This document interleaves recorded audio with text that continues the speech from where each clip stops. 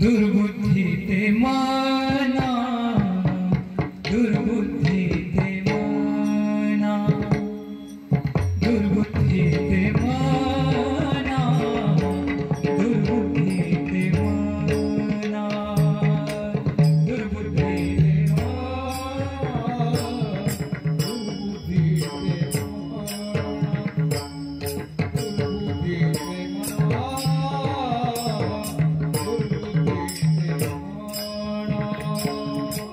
दुर्बुद्धि ते माना, दुर्बुद्धि ते माना, दुर्बुद्धि ते माना, दुर्बुद्धि ते माना, दुर्बुद्धि ते माना, दुर्बुद्धि ते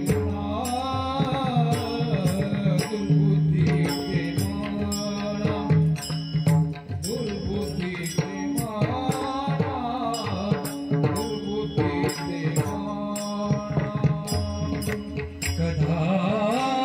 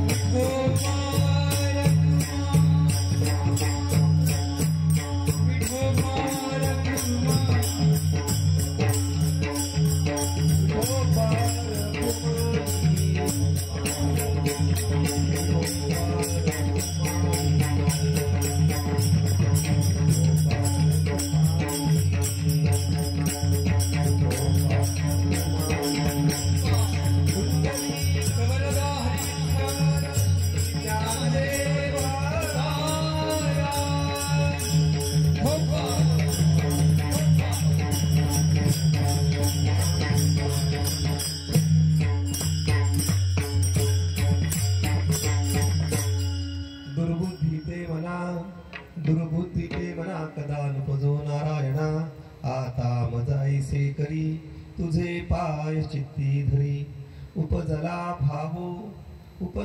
भावो तुझे कृपे सिद्धी जावो आता मजाईसे करी तुझे पाय चित्ती धरी तुका म्हणे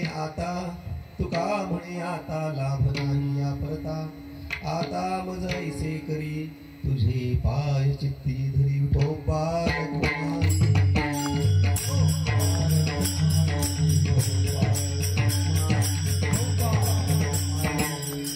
प्रस्तुत हा सेवेसाठी केलेला अभंग संत श्रेष्ठ जगद्गुरु तुकोबारायांचा असून या अभंगामध्ये जगद्गुरु तुकोबारायांनी भगवंताकडे प्रार्थना केलेली आहे। या अभंगाचं चिंतन करण्यापूर्वी आजच्या सेवेचं प्रवृत्ती निमित्त जाणून घेऊ आणि मग दिलेल्या निर्धारित समय सीमेमध्ये या अभंगाचं काहीसं चिंतन करण्याचा आपण प्रामाणिक प्रयत्न करू। खरं तर बोलण्यासारखा माझा अजून घसा झालेला नाहीये। गेली जवळजवळ 8-10 दिवस चिदंबर सगळीकडे जातोय, म्हणजे एकट्याला त्याला ताण पडतोय। मग शेवटी आजही येतो म्हणाला तो, पण म्हटलं तो खूप भरपूर प्रवास झालाय। काल रात्री तो कोल्हापूरहून आला, पहाटे सकाळी रात्रभर झोप नाही, म्हणून म्हणलं माझा घसा जरी नसला तरी थोडा आवाज आता यायला लागला, त्यामुळे म्हणलं मी जातो, तरी सुद्धा आपण सहन करा, आवाज थोडासा शक्ती निघत नाहीये, तरी सुद्धा आपण चिंतन करण्याचा प्रयत्न करू।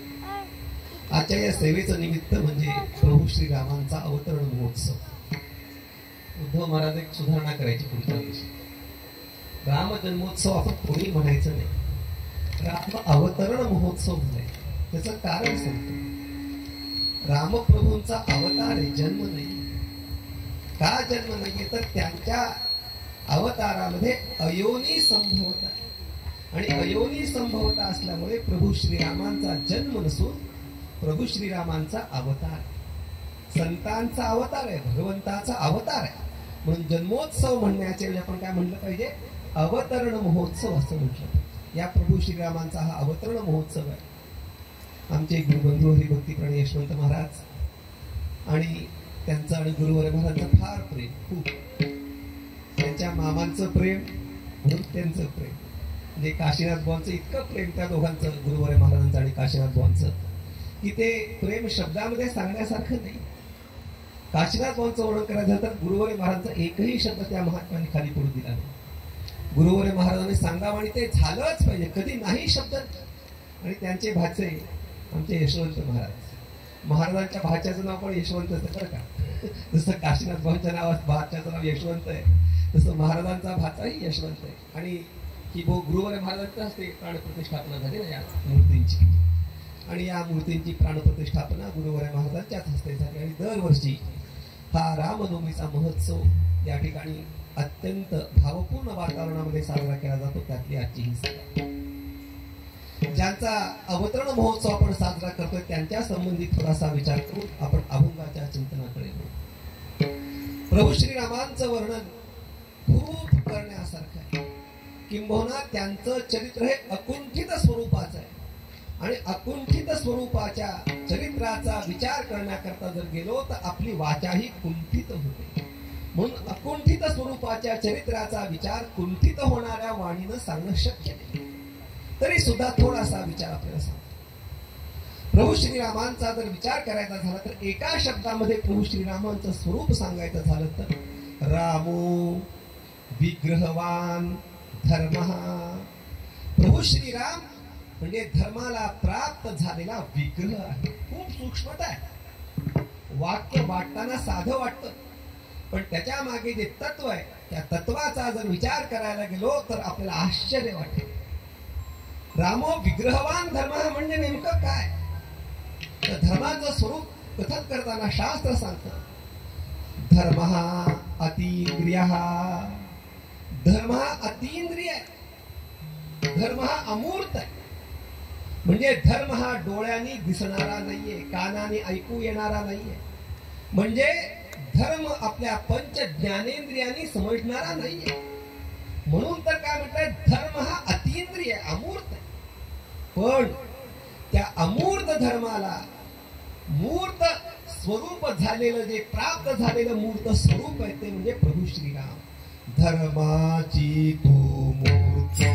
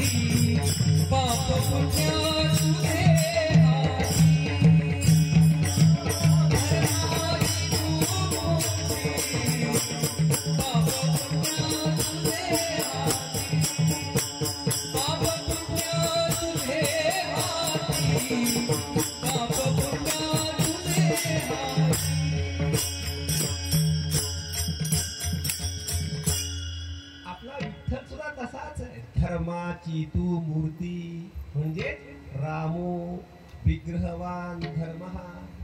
धर्माला प्राप्त झालेलं मूर्त स्वरूप म्हणजे प्रभू श्रीराम.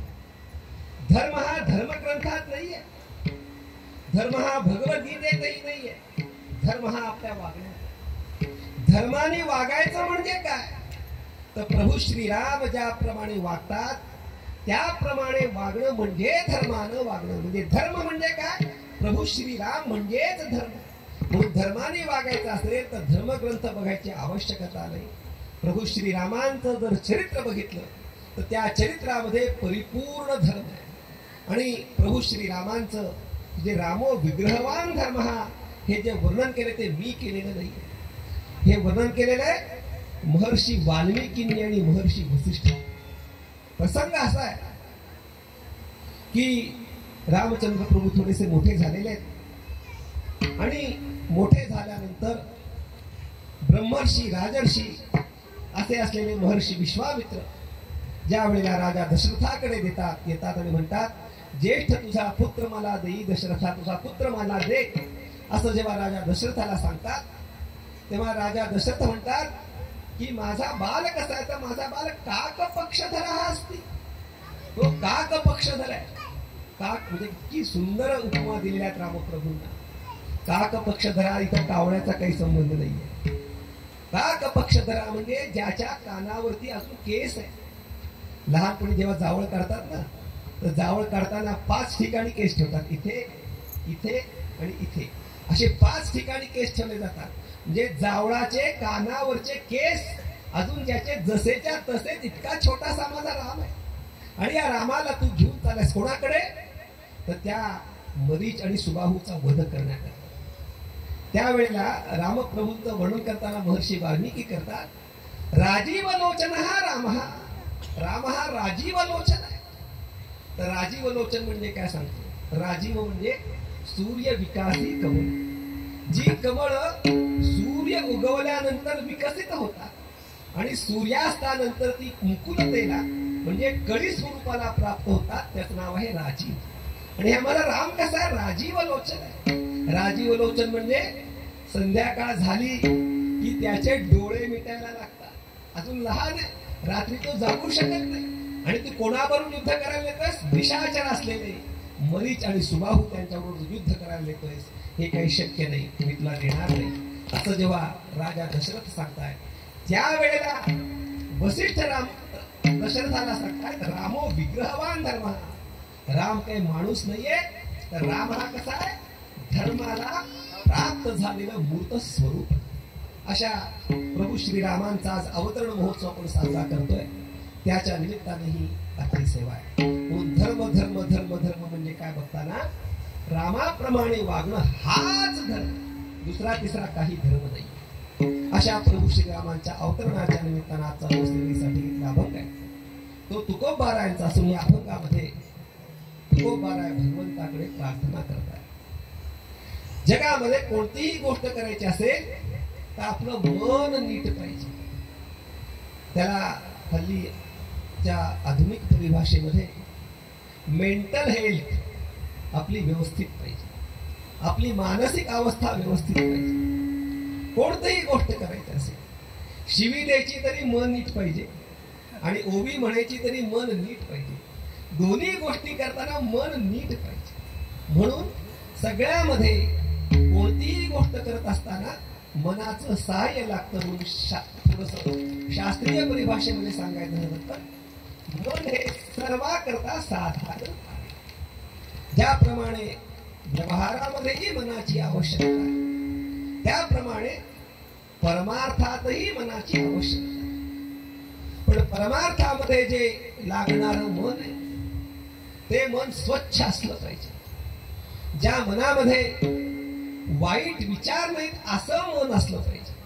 आणि मनाची शुद्ध अवस्था, मनामध्ये वाईट विचार न येणारी अवस्था, माझ्या मनाची तू कर, अशा स्वरूपाची प्रार्थना गुरु तुकोबाराय अभंगाच्या पहिल्या चरणात. दुर्बुद्धी तेरी मना, दुर्बुद्धी तेरी मना, दुर्बुद्धी तेरी मना, दुर्बुद्धी तेरी मना, गदान बजो गदान भजो नारायणा, आता मधैसी करी, आता मधैसी करी, गदान भजो नारायणा, गदान भजो नारायणा, आता मधैसी करी,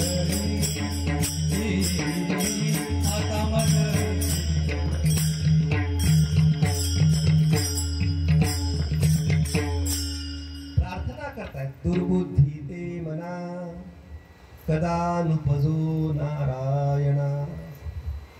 अभंगाच्या अर्थाचं चिंतन करत असताना थोडेसे सांप्रदायिक संस्कार अंतःकरणावरती, बुद्धीवरती असणं आवश्यक आहे. नारायणा मना दुर्बुद्धी नुपजो असा त्याचा अर्थ नाही, म्हणजे नारायणाच्या मनामध्ये वाईट विचार येऊ नयेत असा त्याचा अर्थ नाही.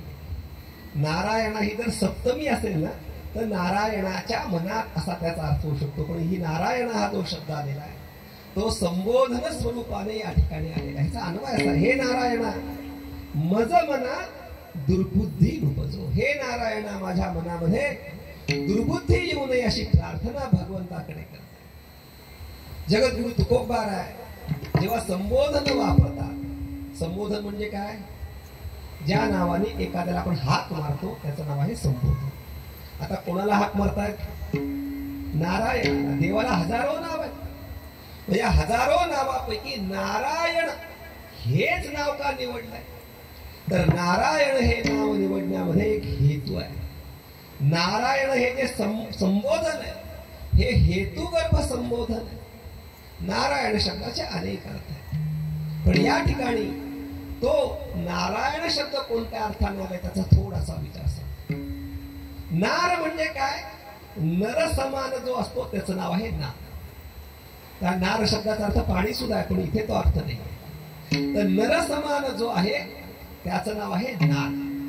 आणि आयन म्हणजे अंतिम गंतव्य स्थान, म्हणजे जो नरासारखाच आहे माणसासारखाच आहे, पण माणसाने तसं झालं पाहिजे. माणसाचा आदर्श जो असतो त्याचं नाव आहे नारायण. जगद्गुरु तुकोबारायांना नर आयन नारायण म्हणजे त्या अंतिम गंतव्य स्थानापर्यंत जायचं आहे. म्हणून जगद्गुरु तुकोबाराय भगवंता करता जे संबोधन वापरतात हे नारायण. काय प्रार्थना करतात? हे नारायणा दुर्बुद्धी ते मना, माझ्या मनामध्ये दुर्बुद्धी येत नाही. मग दुर्बुद्धी म्हणजे काय? आता हे निलेश आहे, विवेक आहे, तुम्ही ही सगळी तरुण मुले या परमार्थामध्ये प्रवृत्त झाली. काय विवेक, तुम्हाला गावात बरं म्हणतात का वाईट म्हणतात? काय निलेश, काय कसं आहे? खरं बोला. आता तुम्ही गावात नाहीये, बोलायला काय हरकत नाही. आणि कोणी असा तर सांगू नका बरं हे काय म्हणताय तिथे. तुम्हाला कोणी चांगलं म्हणत नसेल, अरे एवढी तर नेताठी मुलं हे काय बडवतायत आणि काय करतायत, मस्त आयुष करायची, हिंडायचं फिरायचं, कुठे अवदसा यांना आठवली आहे. म्हणजे जे सामान्य लोक आहेत ते सामान्य लोक भजन पूजन कीर्तन करणाऱ्याच्या बुद्धीला काय म्हणतात? दुर्बुद्धी. मग आपल्याला निर्माण झालेली दुर्बुद्धी आहे का नाही? आणि आपण काय म्हणतो? जे बहिरंग लोक आहेत ना त्यांची दुर्बुद्धी आहे. मग आपली दुर्बुद्धी आहे का त्यांची दुर्बुद्धी आहे? त्यांच्या दृष्टीने आपली दुर्बुद्धी आहे आणि आपल्या दृष्टीने त्यांची दुर्बुद्धी. मग खरं काय? तर दुर्वासना किंवा दुर्बुद्धी आपण ठरवण्याचा आपल्याला अधिकार नाही.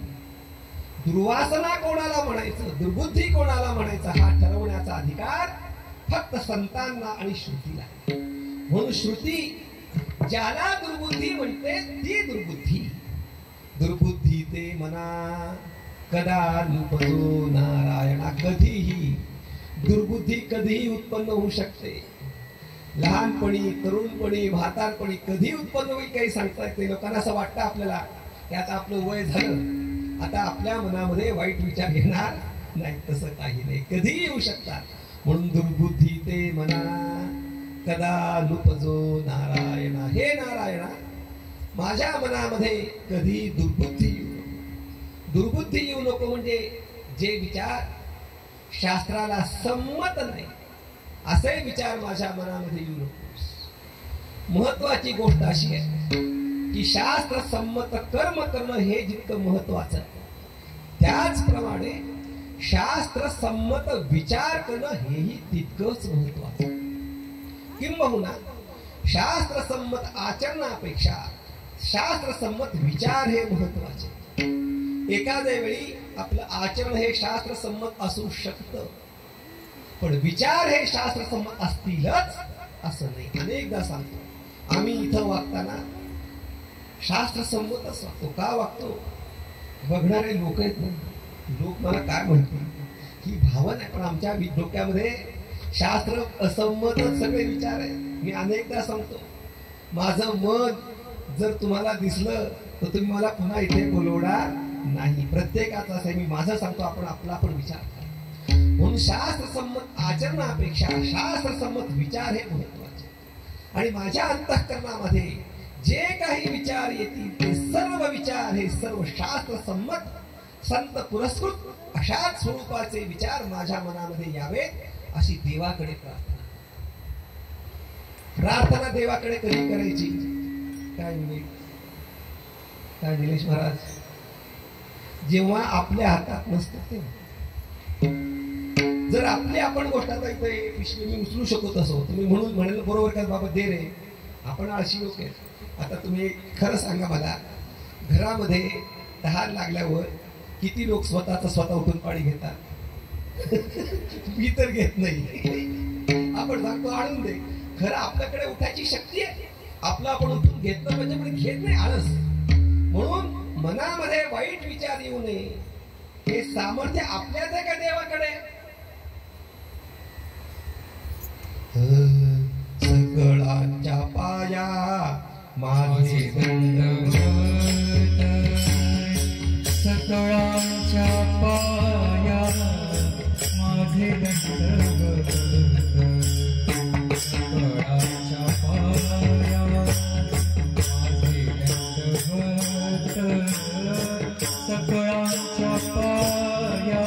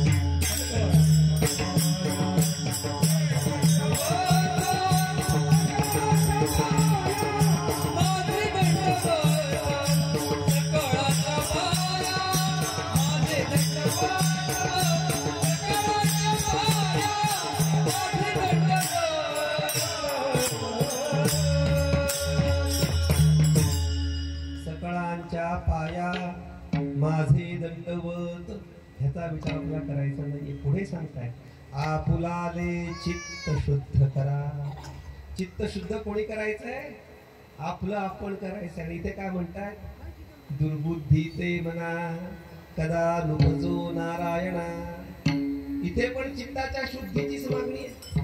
आणि दुसऱ्या अभंगामध्ये काय सांगतायत? चित्ताचं शुद्धी करायला सांगतायत. त्या अभंगात काय सांगतायत? आपुलाले करा, तुमचं तुम्ही करा. आणि इथे काय म्हणतायत? देवानी शुद्ध करायचं. मग खरं काय? आपलं आपण करायचं का देवानी करायचं? दोन्ही अभंग कोणाचे? तुकोबारायांचे. मग एकदा असं म्हणायचं, एकदा तसं म्हणायचं, हे संतांना शोभतं का? त्यातला भाव लक्षात घ्या. जगद्गुरु तुकोबारायांनी दोन्ही सांगितलेल्या दोन्ही गोष्टी बरोबर. आपुलाले चित्त शुद्ध करा हेही बरोबर आहे. आणि दुर्बुद्धी ते मना कदा नुपजो नारायणा हेही बरोबर. गाडी जर चालायची असेल तर गाडीमध्ये हवा पाहिजे का पेट्रोल पाहिजे? दोन्ही पाहिजे. त्याप्रमाणे चित्त जर शुद्ध करायचं असेल तर भगवंताचीही अनुकूलता असली पाहिजे आणि आपलाही प्रयत्न असला पाहिजे. तर दोन्ही गोष्टी असतील तरच अंतःकरणामध्ये दुर्वासना निर्माण होत नाही. म्हणून भगवंताकडे खूप बारा प्रार्थना करताय. दुर्बुद्धी ते मना कदा नुपजो नारायणा. हे नारायणा, माझ्या अंतःकरणामध्ये कधीही दुर्वासना निर्माण होऊ नये. मग माझ्या अंतःकरणामध्ये जर दुर्वासना निर्माण झाली नाही तर पुढे काय करायचं ते महाराज अभंगाच्या दुसऱ्या चरणात सांगतात. आता माझं कैसे करी, आता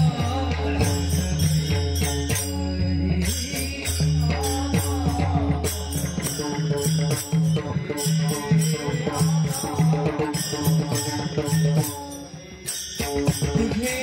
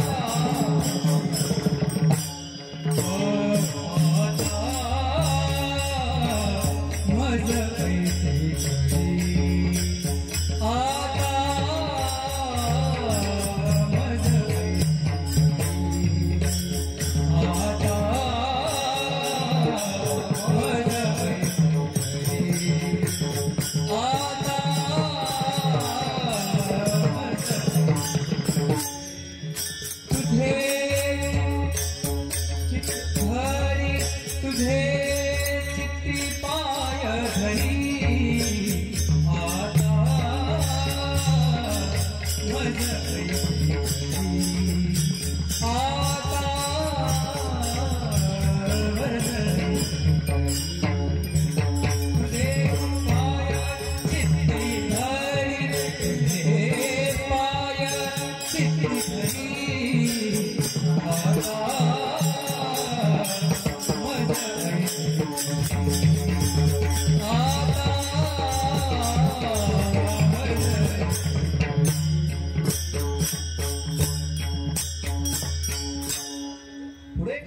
सांगतात, आता मज ऐसे करी तुझे पाय चित्ती धरी.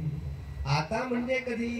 दुर्बुद्धी ते मना कदा नुपजो नारायण. आता ज्या वेळेला आपलं मन दुर्वासना विरहित होईल, आपल्या मनामध्ये जेव्हा वाईट विचार येणार नाही, तेव्हा आता मज ऐसे करी.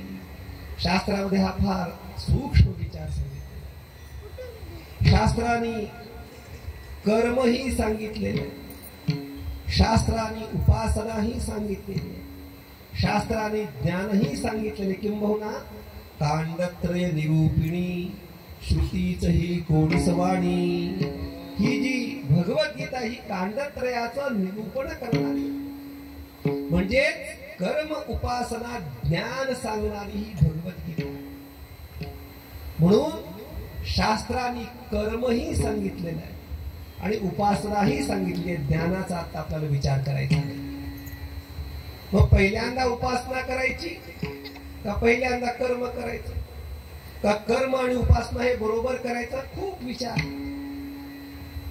समसमुच्चयात्मकता त्यात आहे का क्रमसमुच्चयात्मकता त्यात आहे? जास्त शास्त्रीय विचार न सांगता थोडस सूक्ष्मतेनं सोपेपणानं सांगायचा मी विचार करतो. शास्त्र कर्म उपासनेमध्ये क्रमसमुच्चयता सांगते. म्हणजे शास्त्र काय सांगतं? कर्म पहिल्यांदा करा आणि मग उपासना करा. का? तेच महाराज सांगतात. जोपर्यंत अंतःकरणामध्ये वाईट विचार आहे, वाईट विचार कुठपर्यंत येतात? जोपर्यंत कर्म संपत नाही तोपर्यंत वाईट विचार येतात. कर्माचा भाग संपला की वाईट विचार येणं बंद होतं. म्हणून जोपर्यंत मनामध्ये वाईट विचार येतात तोपर्यंत देवाची भक्ती करायची नाही, हे फक्त लक्षात ठेवा. ज्या क्षणाला मनामध्ये येणारे वाईट विचार बंद होतील तेव्हाच भक्ती केली पाहिजे. राम रावणयोर युद्धम, राम रावणयोरिव. राम प्रभूंचे प्रतिद्वंदी रावण साधा आहे का? अरे आपण त्याच्या नखाची बरोबरी करू शकत नाही, इतका श्रेष्ठ. किंबहुना भक्तीचा जर विचार केला तर भक्तीचा विचार केल्यानंतर आपण देवाला फुलं व्हायला कुचकुच करतो. 10 रुपयाची म्हणलं तर जाऊ दे, आज फक्त पाणीच व्हा, आंघोळ घाला, फुलं नाही, असं करतो. पण रावण इतका श्रेष्ठ भक्त आहे की त्या रावणाला पूजेला फुलं मिळाली नाही तर त्या रावणाने आपलं मस्तक त्या भगवान शिवाच्या चरणी समर्पित केले. इतका तो श्रेष्ठ भक्त आहे. किंबहुना सर्व भक्तांचा जर विचार करायला गेलो तर सर्वश्रेष्ठ भक्ती कोणाची आहे? रावणाची. पण दुर्बुद्धी ते मना कदा नुपजो नारायणा. त्याने भक्ती जेव्हा केली तेव्हा त्याच्या मनामध्ये वाईट वासना शिल्लक होती. भक्ती कधी केली पाहिजे? वाईट वासना संपल्यानंतर. म्हणून तर रावणाचं सगळं बिघडून गेलं ना. का बिघडलं? भक्ती केली तरी, पण भक्ती करण्याच्या पूर्वी मनाची शुद्धता केलेली नाहीये, मनामधले वाईट विचार काढून टाकलेले नाहीयेत. माऊली सुद्धा सांगतात. काय सांगतात? जो जे वांछील तो ते लाहो प्राणीजा. लोकशंका विचारतात. चोराला चोरीची इच्छा, अपेयपान करणाऱ्याला अपेयपानाची इच्छा, मांसाहार करणाऱ्याला त्याची इच्छा. मग त्याचं ते सगळं मिळालं पाहिजे असं आहे का? नाही. माऊली पहिल्यांदा काय सांगतात? तया सत्कर्मी रती वाढून मग जो देवांची रती होते लाभ. सत्कर्मामध्ये रती उत्पन्न झाली पाहिजे आणि मग ज्याला पाहिजे नाही मिळालं पाहिजे. त्याप्रमाणे मनामध्ये जर दुर्वासना असेल तर दुर्वासने सहित जर आपण भक्ती केली तर ती केलेली भक्ती आपल्याला अधोगतीला घेऊन जाईल. म्हणून भक्ती करण्याच्या पूर्वी आपलं मन हे शुद्ध झालं पाहिजे. कारण सांगतो तुम्हाला, दुर्वासना संबंध सहिततेने आपण जर भगवत भक्ती केली तर भगवंताकडे जे आपण मागणं मागू ते योग्य नसणार. खर तर भगवंताकडे तीर्थरूप गुरुवर महाराजांची आम्हाला शिकवण आहे आणि ती इतकी पक्की शिकवण झालेली की विचारायची सोय नाही. देवाकडे गेल्यानंतर, देवापुढे हात जोडल्यानंतर गुरुवर महाराजांनी अगदी पाळण्यात असल्यापासून असं शिकवलं, देवाकडे काही मागायचं नाही. फक्त काय मागायचं? देवा सद्बुद्धी दे, काहीच मागायचं नाही. म्हणून इतकी ती सवय झाली आहे. मोठे पण माझा नाहीये. मला इतकी सवय झाली आहे चिदंबरला, आम्ही देवासमोर गेल्यानंतर भगवंताकडे एवढंच मागणं मागतो की देवा सद्बुद्धी दे, बाकी काहीच नाही. म्हणून देवाची भक्ती करण्यापूर्वी मनामधल्या वाईट विचार हे गेले पाहिजेत, मन हे दुर्वासना रहित झालं पाहिजे. आणि म्हणून आता मज ऐसे करी, आता म्हणजे कधी मनामधल्या सर्व दुर्वासना निवृत्त झाल्यानंतर काय करी, तुझे पाय चित्ती धरी, तुझे पाय माझ्या चित्तामध्ये कसे स्थिर होतील याच्या करता आता मला प्रयत्न केला पाहिजे, किंवा तू प्रयत्न कर. तुकोबाराचं फार मस्त आहे बरं का, ते सगळं घालून या भार राहिलो निशुभी निरविले संती विठोबाचे. जोपर्यंत आपला भार घेणारा कोणीतरी असतो तोपर्यंत चिंता करण्याचं काही कारण नाही. एकदा जर का आपला भार घेणारा गेला तर चिंताच चिंता निर्माण होतात. तुकोबारा निवांत का घालून या भार, काही झालं तरी भगवंता तू कर. माझे चित्त तुझे पायी, तुझे पायी, माझे चित्त तुझे पायी, माझे चित्त तुझे पायी. राहे ऐसे कहीं काही, राहे ऐसे कहीं काही.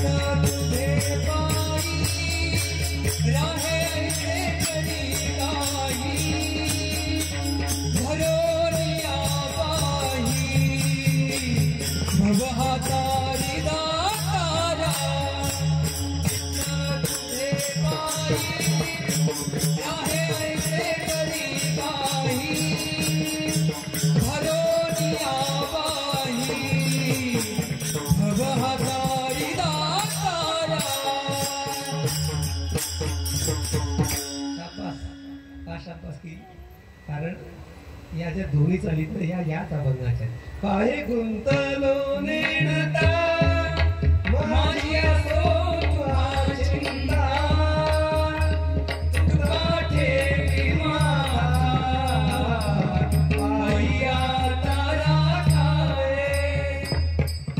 आणि गुरुवर महाराज जेव्हा या चाली म्हणायचे ना तेव्हा खरंच तो देव आपला अंतःकरण स्थिर करतो काय पुढच्या क्षणामध्ये असं वाटतं. त्याचं कारण काय, गळ्याचं महत्व नाही तिथे, भावनेचं महत्व आहे.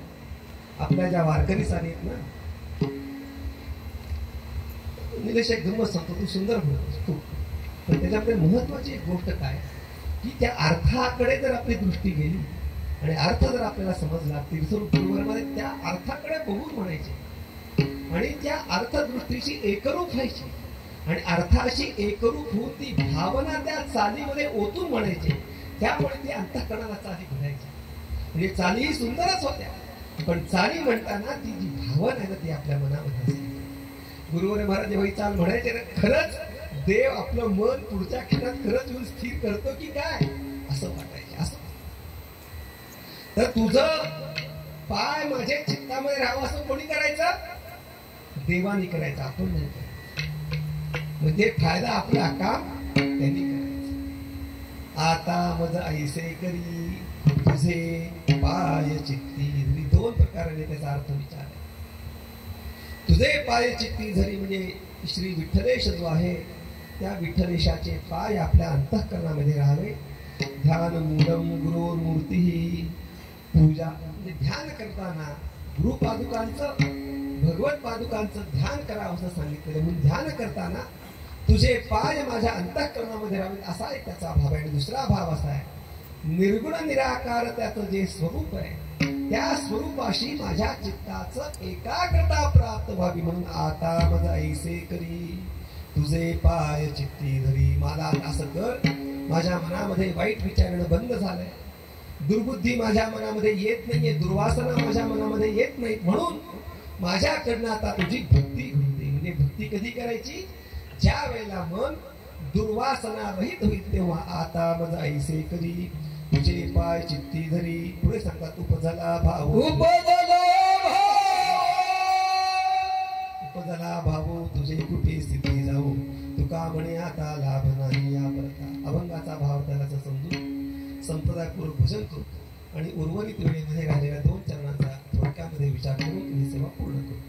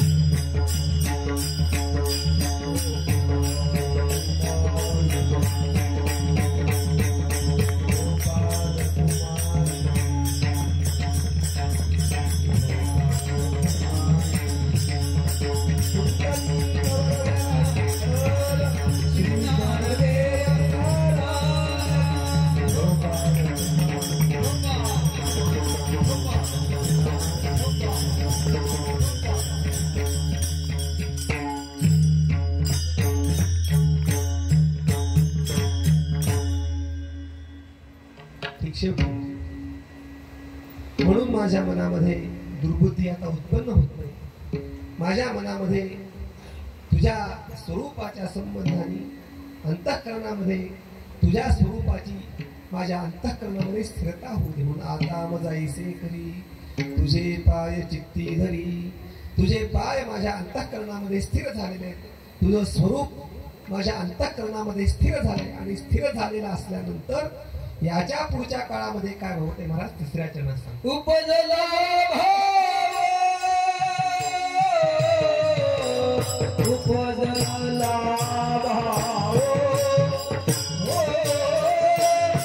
उपजला भाव उपजला भाव.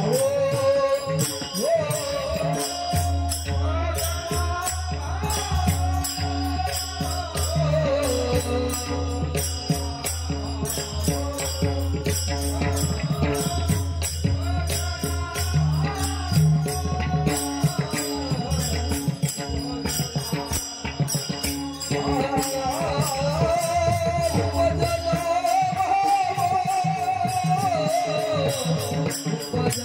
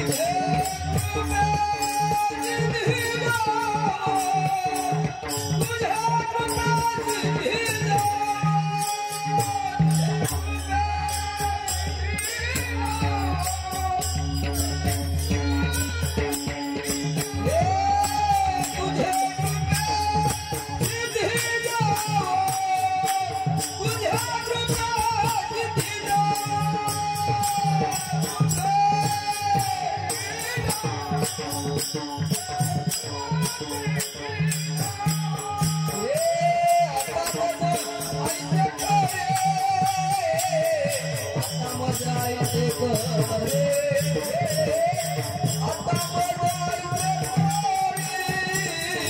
आता मजा ऐसे करे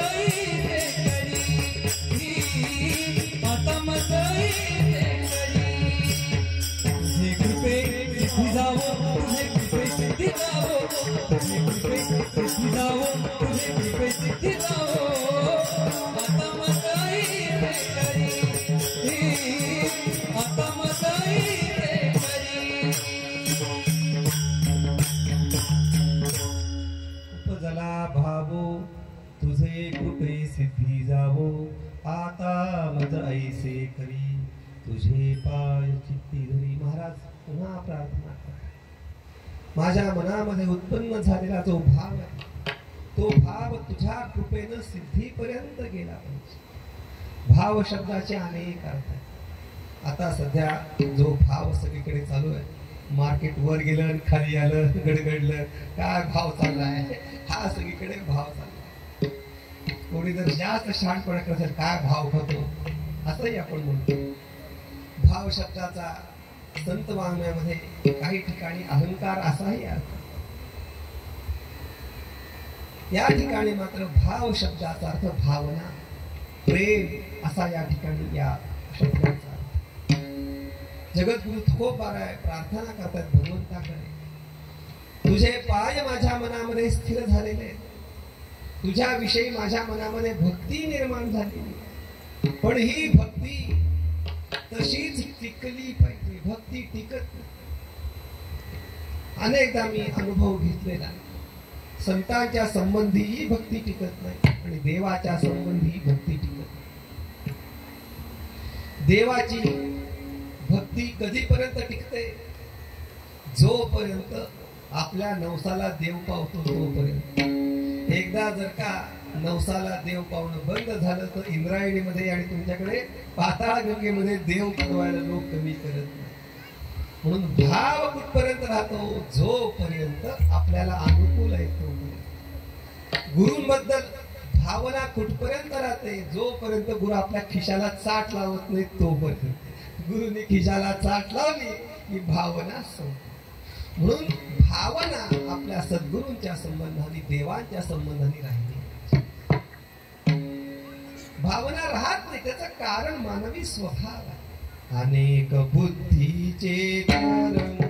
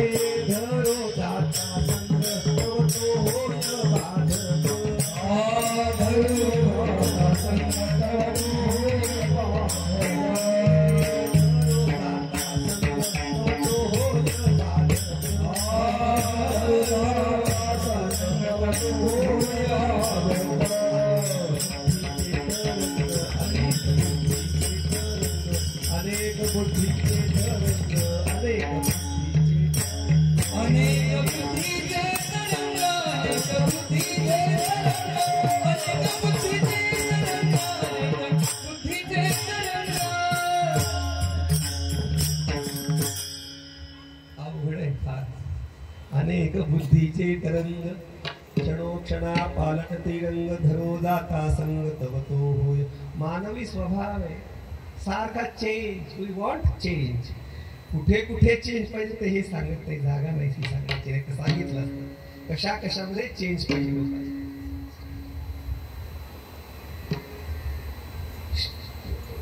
गंमत आहे, एका वस्तूमध्ये नित्य नूतनता बघणं आणि वेगवेगळ्या वस्तूंमध्ये नाविन्य शोधणं ही फरक आहे. आपली भारतीय संस्कृती एकाच वस्तूला नित्य नूतनतेने बघणारा शिकवते आणि पाश्चात्य संस्कृती मात्र वस्तू बदलायला शिकवते. हे परदेशी लोक जेव्हा भारतात येतात तेव्हा 80-90 वर्षाचं जर एखादं जोडपं पाहिलं तर म्हणतात, तुम्ही एवढे दिवस राहिलाच कसे सोबत. त्यांच्याकडे संस्कृती वेगळी आहे, ती संस्कृती मला सांगायची नाहीये. ज्या वेळेला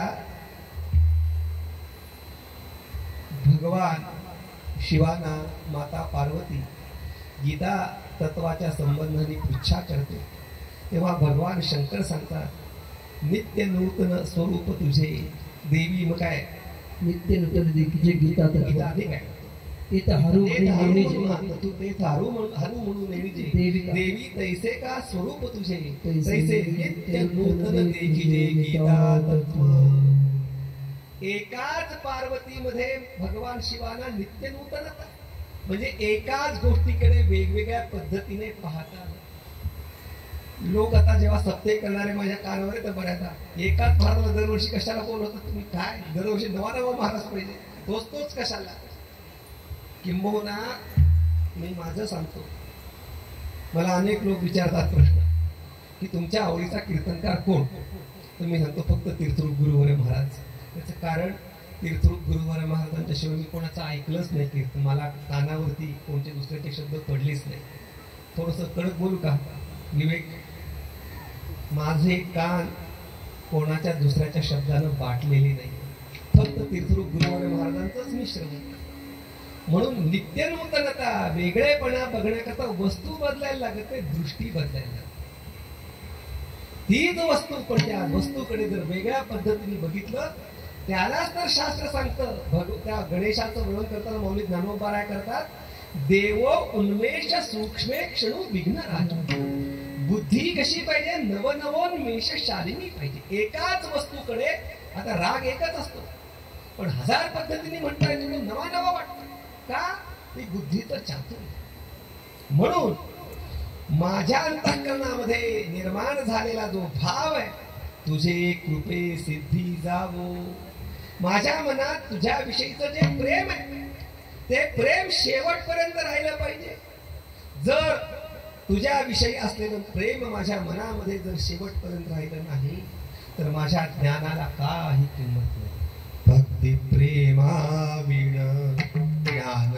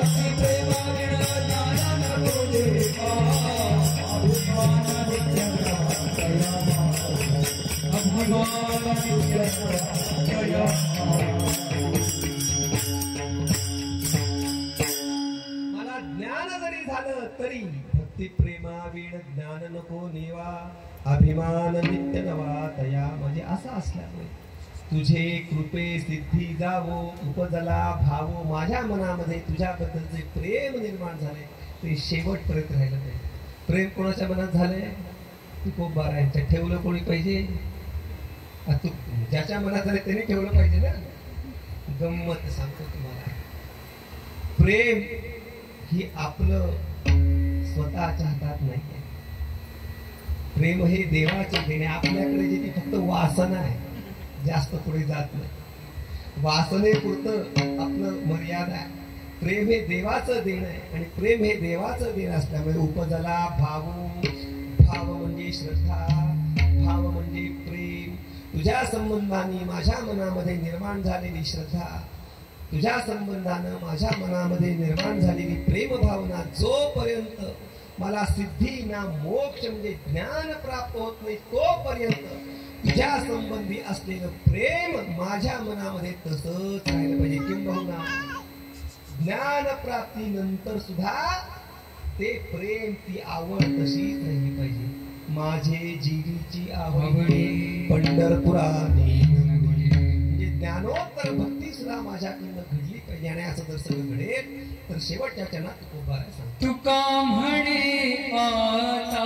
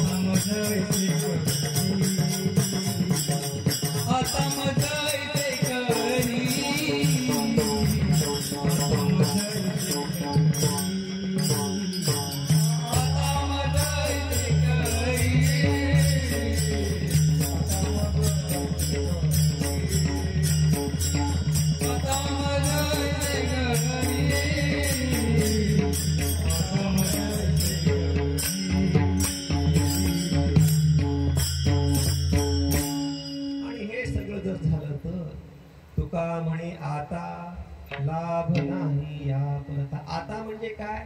दुर्बुद्धी ते मना कदा उपजो नारायण आता. आता मज ऐसे करी तुझे पाय चित्ती धरी आता. उपजला भाव तुझे कृपे सिद्धी जाओ आता. हे सगळं झाल्यानंतर हे सगळं जर मला मिळालं तर लाभ नाही या परता. याच्यासारखा माझ्या जीवनामध्ये कोणताही लाभ नाही आणि तो लाभ मला व्हावा अशी प्रार्थना जगद्गुरु तुकोबारा यांनी त्या नारायणाकडे भगवंताकडे केली. म्हणून तुका म्हणे आता लाभ नाही या प्रकारे अशाच स्वरूपाचा लाभ आपल्या सगळ्यांना व्हावा ही प्रभू श्रीरामांच्या चरणी प्रार्थना करायची. आज जयदेवजींची खूप आठवण येते मला. म्हणजे ते गेल्यानंतर बहुतेक मी पहिल्यांदाच कीर्तनाला आलो. म्हणजे दरवर्षी या राम अवतरण महोत्सवामध्ये अत्यंत हिरारीनं ते काम करायचं. अगदी मन लावून काम करायचं. आणि त्यांचं आपण वर्णन करतो असं नाही. ज्यांना तुमच्या घराण्याचा आणि आपल्या घराचा संबंध माहिती नाही असे लोक सुद्धा तुमच्या मागे त्यांची स्तुती माझ्याकडे करतात. हे महत्वाचं आहे. ज्यांना आपला संबंध माहिती येते त्यांच्याबद्दल माझ्याकडे चांगलं बोलती नाही काय ठीकच आहे. पण ज्यांना आपला संबंध माहिती नाही असे लोक सुद्धा त्यांच्याबद्दल फार चांगलं बोलतात. अकाली असो भगवंताची इच्छा. पण तेच कार्य आपण पुढे नेत आहात सगळे जण. आमचे उद्धवजी आहेत, तुमचे सगळे सहकारी आहेत. कारण की अशा वेळेला हे काम पुढे नेणं फार अवघड असतं. त्याच्यामध्ये खंड पडण्याची शक्यता असते. पण तुम्ही हे पुढे नेता अत्यंत आनंदाची गोष्ट आहे. या कराल कलिकालामध्ये आपल्या जगण्याला हाच सहारा आहे. प्रभू श्रीरामांशिवाय आपल्याला कोणी आधार नाही. प्रभू श्रीरामांची जर आपण सेवा केली भक्ती केली तरच या कराल कलिकालामध्ये आपली जीवन नौका पहिल्या तीराला लागू शकतो. नाही तर कुठे बुडेल आणि काय होईल काही सांगतो. म्हणून या प्रभू श्रीरामांच्या मंदिरामध्ये आपण दरवर्षी प्रभू श्रीरामांचा जो अवतरण महोत्सव तो साजरा करता ही अत्यंत आनंदाची गोष्ट आहे. आणि त्या प्रभू श्रीरामांच्या चरणी प्रार्थना करायची. दुर्बुद्धी ते मना कदा उपजो नारायण. हे प्रभू रामा बाकी काय जाऊ द्या, चांगलं हो वाईट हो काय, पण निदान एवढं तरी करा आमच्या मनात वाईट विचार येऊ नये. निम्मा जिंकलो आपण. लक्षात घ्या वाईट विचार जर नाही आले तर निम्म जिंकले. चांगले विचार येतील तेव्हा ठीक आहे, चांगलंच आहे, पण कमीत कमी काय झालं पाहिजे, दुर्बुद्धी ते मना कदा नुपजवणार. आणि भगवान श्रीरामा, आमच्या मनामध्ये वाईट विचार येणं तू बंद कर, आमच्या मनामध्ये वाईट विचार तू येऊ नको. सरते शेवटी सिद्धीला पडणे, पण सुरुवातीला काय वाईट विचार येऊ नको अशी प्रभू श्रीरामांच्या चरणी प्रार्थना करायची. या चिंतनामध्ये, या सेवेमध्ये जे काही शास्त्र शुद्ध आहे, शास्त्र संवादी आहे, ते माझ्या तीर्थरूप सद्गुरूंचं आहे. शास्त्र विसंवादी असूट आहे ते माझ्या बुद्धीतल्या आपण सर्वज्ञाते निरक्षर विवेक संपन्न श्रोत्या. 7 किलो तुम्ही फार सांगितलं का घरी तुम्हाला झोपता येतं नाही तर 9 ते 11 केलं की 12 आणि 1-2 वाजता तो झोपायचं, पुन्हा सकाळी उठायचं, सगळं विस्कळीतपणा होतो. पण 7 ते 9 असलं की कसं घरी जाऊन वेळेवर झोपणं, पुढचा दिवस व्यवस्थित चालू होतो. तर जे काही चुकीचं आहे ते माझे आपण सर्व निरक्षर विवेक संपन्न श्रोते आहात, योग्य त्याचा स्वीकार करावा. बरंच चिंतन सांगण्यासारखं आहे, डोक्यातही आहे, पण हे आता साथ देत नाही, त्रास व्हायला लागला म्हणून झालेली सेवा श्री प्रभू रामांच्या चरणारविंदी समर्पित करून माझ्या चिंतनाला विराम देतो. ज्ञानेश्वर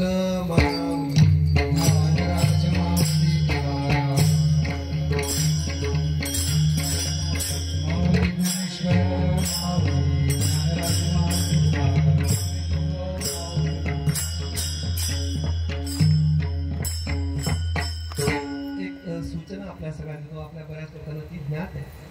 यावर्षी मौलींच्या अवतरणाला 750 वर्ष पूर्ण झाली आणि साखरे महाराजांच्या घराण्याचा आणि ज्ञानेश्वरीचा आणि मौली ज्ञानोबा अतूट संबंध. किंबहुना वारकरी संप्रदायामध्ये मौली ज्ञानोबा यांची भक्ती करणारा हा साखरे संप्रदाय हा महत्वाचा संप्रदाय. 350 वर्ष, जवळजवळ 7 पिढ्या मौलींकरता खपल्या. साधी गोष्ट नाही. रामचंद्र पंत अमात्य ज्ञानेश्वरीचा अर्थ कळत नव्हता लोकांना, तेव्हा त्यांनी 21 बराच इतिहास आहे पण फक्त ज्ञानेश्वरीच्या संबंधाने इतिहास सांगतो. त्या सिद्ध बेटामध्ये 21 दिवस उपोषण केलं, अन्नाचं सेवन केलं नाही आणि मौलींना धावा केला, मौली मला तुमचं मनोगत हृदय कळावं, तुम्ही भावार्थ दीपिकेमध्ये सांगितलेला जो भाव आहे तो मला कळावा अशी प्रार्थना धावा मौलींचा केला. 21व्या दिवसाच्या शेवटी मौली त्यांच्या स्वप्नामध्ये आले आणि त्यांनी सांगितलं, आजपासून जो ज्ञानेश्वरीचा अर्थ तू सांगशील तेच माझं हृदगत असेल. असं ज्ञानेश्वरीचा खरा अर्थ ज्या परंपरेला प्राप्त झाला. पूर्वीच्या काळी ज्ञानेश्वरीवरती प्रवचन करण्याची परंपरा नव्हती. आता जसं शहाणं कोणाला म्हणतात, जो इंग्रजी बोलतो तो शहाणा, तसं काही नाही. भारत सरकारने आता इंजिनिअरिंग सुद्धा मराठीत केलंय, मेडिकल सुद्धा मराठीत केलंय, आनंदाची गोष्ट आहे. त्या काळी संस्कृत ज्याला येईल तो श्रेष्ठ, जो संस्कृत ग्रंथावरती प्रवचन करेल तो श्रेष्ठ. ज्ञानेश्वरीवरती कोणीही प्रवचन करायला तयार नव्हतं, पण ज्ञानेश्वरीवरती पहिल्यांदा जर कोणी प्रवचन केलं असेल तर ते नाना महाराज साखरेंनी केले. म्हणजे समाजाच्या त्या प्रवाहाच्या विरुद्ध जाऊन ज्ञानेश्वरीला महत्व देण्याचं काम नाना महाराजांनी केलं. दादा महाराजांनी त्यातलं तत्वज्ञान शोधून समाजाला सांगितलं. ब्रह्मलीन तात्या महाराजांनी त्या ज्ञानेश्वरीचा सायंटिफिक स्टडी म्हणजे शास्त्रशुद्ध अभ्यास, जसं सायन्समध्ये चार्ट्स असतात, टेबल्स असतात, त्याप्रमाणे ज्ञानेश्वरीचे चार्ट्स, टेबल, विषय सूची करण्याचं काम ब्रह्मलीन तात्या महाराजांनी केलं. आणि तीर्थरूप गुरुवर महाराजांनी पूर्ण आयुष्यामध्ये ज्ञानेश्वरी शिवाय काही केलं. जवळजवळ 125 ग्रंथ लिहिले आणि 125 ग्रंथांपैकी जवळजवळ 80 ते 85 ग्रंथ फक्त ज्ञानेश्वरी संबंध आहे. संपूर्ण जीवन ज्ञानेश्वरीमय होतं गुरुवरे महाराजांचं. जेव्हा 2003 साली गुरुवरे महाराजांना अपघात झाला, 42 बेशुद्ध होते, अनकॉन्शियस होते आणि तेव्हा ते डॉक्टर लोक म्हणाले की तुम्ही त्यांना जाऊन हाक मारा. म्हणजे मला, आमच्या ताईला, चिदंबरला सगळ्यांनी सांगितलं की तुम्ही महाराजांना हाक मारा. काय नावाने हाक मारतात? तर त्यांना आम्ही सांगितलं, आम्ही जन्मल्यापासून महाराजांना हाकच मारली नाही, कधीच नाही, नेवर. एकदा सुद्धा मी नाही, चिदंबरी नाही, ताई कोणी नाही, आई कोणीच नाही, कोणीही गुरुवरे महाराजांना हाक मारली. जर आपलं काम असेल तर त्यांच्याजवळ जाऊन उभं राहायचं, त्यांचं जेव्हा आपल्याकडे लक्ष येईल तेव्हा आपण आपलं काम सांगायचं, तोपर्यंत नुसतं आपण उभं राहायचं. पण अशा अवस्थेमध्ये त्यांना कसं काय ते शुद्धीवर येते? तर म्हणजे त्यांना आवडतं काय? म्हणजे ज्ञानेश्वरी. पण त्यावेळेला गुरुवरे महाराजांची जी रेकॉर्ड केलेली ज्ञानेश्वरी, आता सुद्धा जेव्हा गुरुवरे महाराजांचं ब्रह्मलीन झाले तेव्हा सुद्धा सतत ज्ञानेश्वरी लावली की व्यवस्थित काय व्यवस्थित सांगायचे, चुकलं की लगेच ते हे करायचं. मग तेव्हा ज्ञानेश्वरीचं पारण करायचे गुरुवरे महाराजांजवळ. बेशुद्ध होते गुरुवरे महाराज, बोलता येत नव्हतं, पण ज्ञानेश्वरीची ओवी वाचताना जर कोणी अशुद्ध म्हटलं तर बरोबर हात दाबायचे. एवढं त्यांचं जीवन ज्ञानेश्वरीमय झालं. तर त्यामुळे या संप्रदायाचा आणि मौलिक ज्ञानोपरायचा जो अन्योन्य संबंध आहे त्याला अनुसरून किंतु गुरुवरे महाराज असतानाच असा विचार झाला होता की या दादांच्या समाधी महोत्सवामध्ये ग्रंथराज ज्ञानेश्वरीच्या संबंधाने काही अनुष्ठान करावं. तर मौलींच्या अवताराला 750 वर्ष पूर्ण झालेली आहेत म्हणून 750 वाचकांचं ज्ञानेश्वरीचं पारायण करावं असा संकल्प केला होता. आणि तो सगळ्या लोकांना सांगितला. कुठे आपण जाहिरात नाही केली, काही नाही, फक्त निरोप दिले लोकांना की 750 लोकांचं पारायण करायचं. आणि मग ते लोकांची सोय करण्याच्या दृष्टीने सगळं ऑनलाईन नोंदणी रजिस्ट्रेशन वगैरे सगळं केलं. तर 750 लोकांची संख्या अपेक्षित असताना आता जवळजवळ 2000 लोकांनी त्याच्याकरता नाव नोंदणी केलेली आहे. आणि सामूहिक पारायणाचं महत्व सांगतो. आपण जर एकट्याने पारायण केलं ना तर एका पारायणाचं पुण्य लागतं, आणि जर 2000 लोकांसोबत आपण पारायण केलं तर 2000 पारायणांचं पुण्य लागतं. मंत्रशास्त्र आहे, एवढंच त्याचं जाहिरात करायची म्हणून सांगत नाही, मंत्रशास्त्र आहे. आता ते लाख जप 10 लाख जप सांगतात ना राशीचे, सूर्याचे शनीचे वगैरे वगैरे. शनी ज्याच्या मागे लागला असेल त्याला चांगलं माहिती असेल. 10 लाख जप करा. ते 10 लाख जप करत नाही, 10 माणसं बसतात, 10 जण म्हणतात आणि एका वेळेला 100 जप धरतात. अलग लक्षात, एकाचे 10 गुणिले 10 100 अशा प्रकारे ते मंत्रशास्त्राचं होईल. आणि त्याच्यातलं वैशिष्ट्य काय तर या ज्ञानेश्वरीच्या पारायणामध्ये ज्ञानेश्वरीचं वाचन ज्ञानेश्वरी ज्यांनी सिद्ध केलेत असे काही साधक आहेत. म्हणजे ज्ञानेश्वरीची 108 पारायण केलेले साधक त्याच्यात बसणार आहेत. आणि 350 लोक म्हणजे 2000 लोकांपैकी 350 लोक असे की ज्यांनी 108 ज्ञानेश्वरीची पारायण केली. आणि अशा प्रकारानं तो महोत्सव 17 मे ते 24 मे या कालावधीमध्ये आपल्या साधकाश्रमामध्ये होणार आहे. आता नाव नोंदणी पूर्ण झालेली, कोणाला पारायणाला बसणं अवघड आहे, पण ज्याला कोणाला बघायला येत असेल, श्रवण करायला येत असेल ते येऊ शकतात. असा एक निरोप आपल्याला सगळ्यांनी सांगून मी माझ्या चिंतनाला विराम. तुका म्हणे आता, तुका म्हणे आता, तुका म्हणे आता, तुका म्हणे आता, तुका म्हणे आता, तुका म्हणे आता, तुका म्हणे आता, तुका म्हणे आता. लाभ नाही या करता, लाभ नाही या करता, आता मजाईचे करी, आता मजाईचे करी. लाभ नाही या करता, लाभ नाही या करता, आता मजाईचे करी.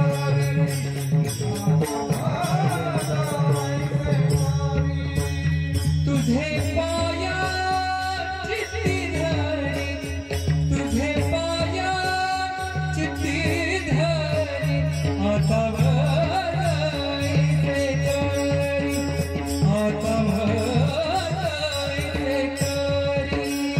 तुझे पाया चित्ती धरी, तुझे पाया चित्ती धरी,